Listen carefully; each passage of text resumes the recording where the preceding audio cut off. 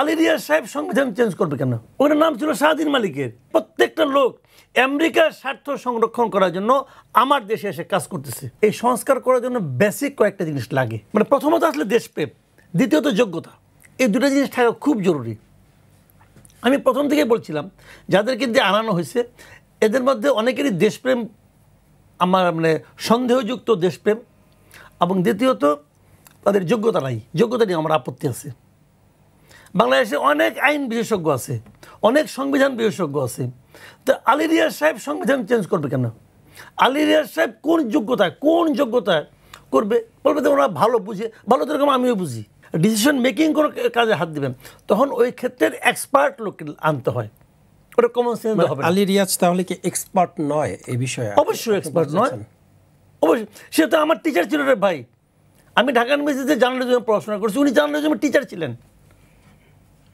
উনি সংবিধান, ঠিক আছে, পরে যে রাষ্ট্রবিজ্ঞানের টিচার হয়েছেন কেমন আমি জানি না, বলতে পারবো না।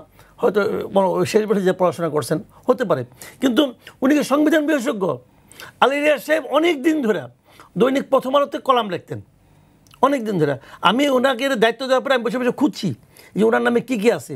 ওনার লেখার কোথাও তো নিচে লেখা নাই স্কিন শুষ্ক রুক্ষ হয়ে যাবে বলে কি বাইরে যাবে না? জাস্ট 1 2 3 4 করো, স্কিনটাকে রিভাইভ করো। যে উনি সংবিধান বিশেষজ্ঞ।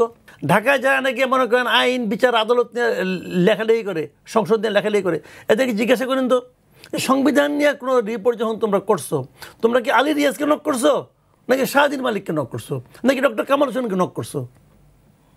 তো উনি সংবিধান বিশেষজ্ঞ কে জানলো? এক ডক্টর ইউনুস জানে, আর কেউ জানে না। ওনার কাছে মনে হলো এটা সংবিধান বিশেষজ্ঞ। ডক্টর ইউনুস তাকে আনছেন। প্রথমত তার নাম ছিলই না, ওনার নাম ছিল শাহদিন মালিকের। তারপর আবার শাহদিন মালিকের নাম বাদ দিয়ে তার নাম নিয়ে আসা হয়েছে। তো এটা কেন করেছে উনি জানেন কেন করছেন। ডক্টর ইউনুস এরকম উদ্ভট কাজ অনেক করছেন। আশিক চৌধুরীকে বিদেশ থেকে উড়াই নিয়ে আসছেন, আনছেন না? ফয়েজ আহমেদ তো বিদেশ থেকে উড়াই নিয়ে আসছেন। আরেকজনকে কে জানে আপনার ট্রাফিক সিগন্যাল ঠিক করবো, এই জন্য বিদেশ থেকে নিয়ে আসছে, আমেরিকা থেকে নিয়ে আসছে। আর আমেরিকার ট্রাফিক আর বাংলাদেশের ট্রাফিক এক জিনিস নাকি রে ভাই? বুঝে গেল কিছু? আমেরিকার যে পাকা ড্রাইভার ওরা এখানে বাংলাদেশে সদরঘাটে ছেড়ে দেন না, দেখেন সে কী করে?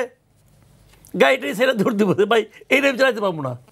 এগুলো বুঝতে হবে। শোনেন, বাংলাদেশকে বুঝতে হবে, তারপরে এই দেশটাকে নিজের দেশ মনে করতে হবে।